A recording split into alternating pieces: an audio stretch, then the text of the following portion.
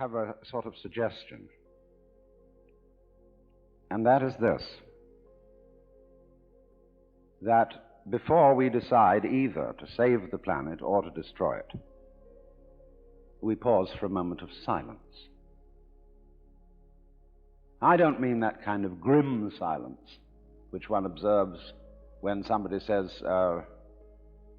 such and such a famous person has just died, and we'll observe a moment of silence in his honor, and everybody frowns and thinks very serious thoughts.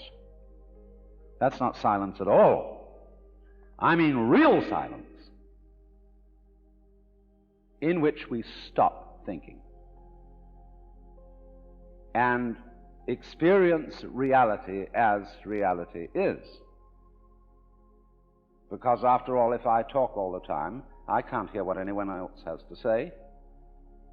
And if I think all the time, and by that I mean specifically talking to yourself subvocally inside your skull, if I think all the time, I have nothing to think about except thoughts. And so I'm never in touch with the real world. Now, what is the real world?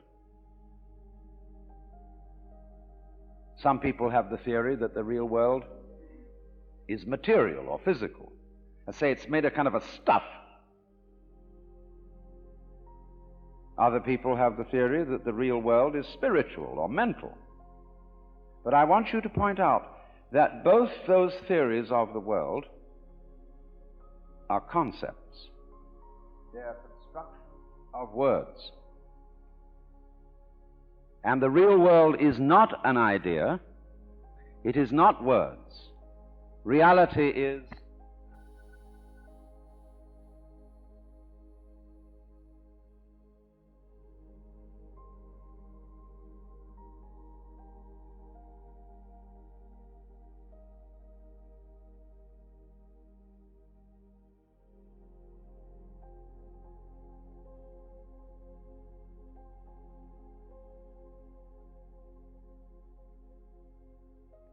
you will find, therefore, that if you get with reality, all sorts of illusions disappear. And I will mention several illusions that have not this kind of existence.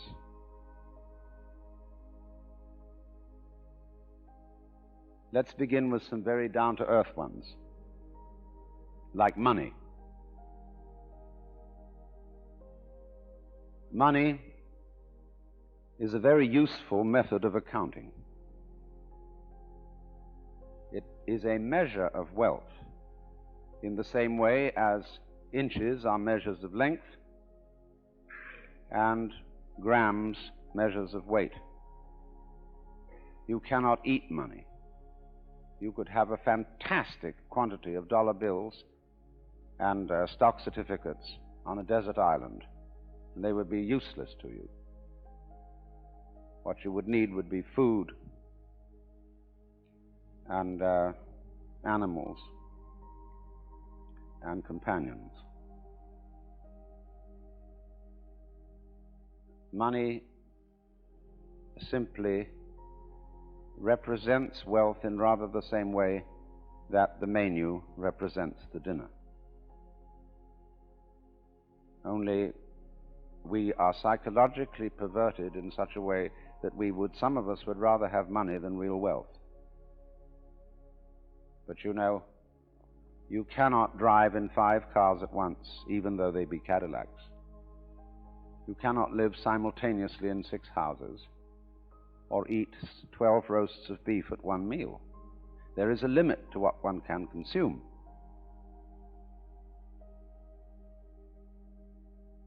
So that's one of the sort of confusions I'm talking about. Another is that we confuse ourselves as living organisms with our idea of ourselves. That is to say, with a conception of myself which is called the personality or ego.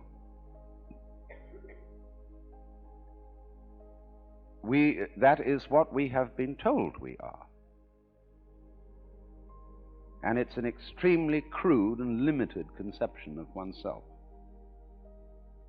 of the actual, unique living organism. And we get unhappy because we're thinking of ourselves in this way, because we think, well, gee, I'm going to die. I once talked to a woman who came to me and said she was afraid of death.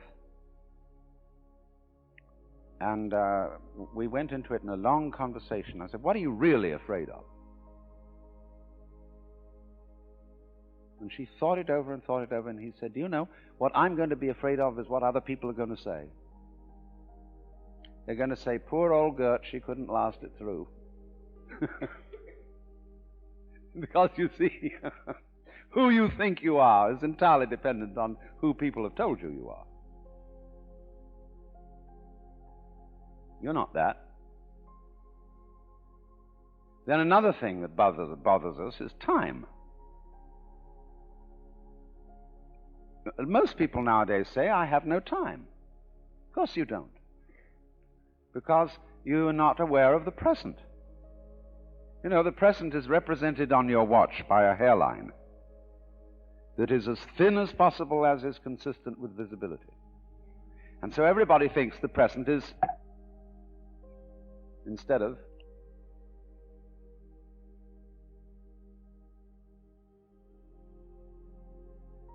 now, the present is the only real time. There is no past, and there isn't a future,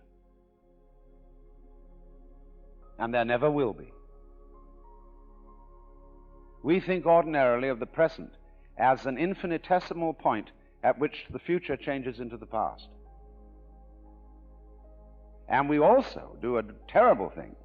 We imagine ourselves to be results of the past.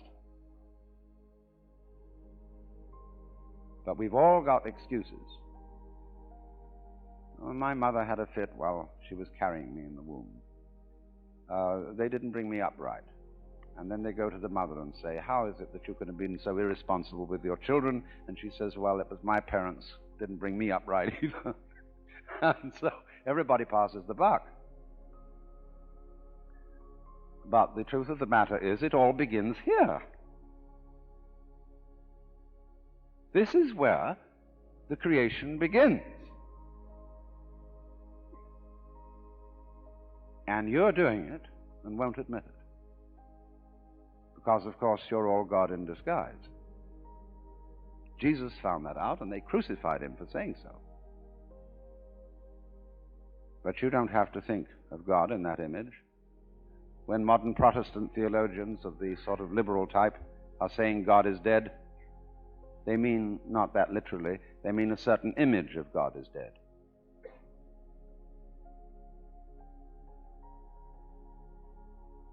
Because it was, after all, an idol. But it doesn't mean that God is dead, that life is nothing more than a trip from the maternity ward to the crematorium.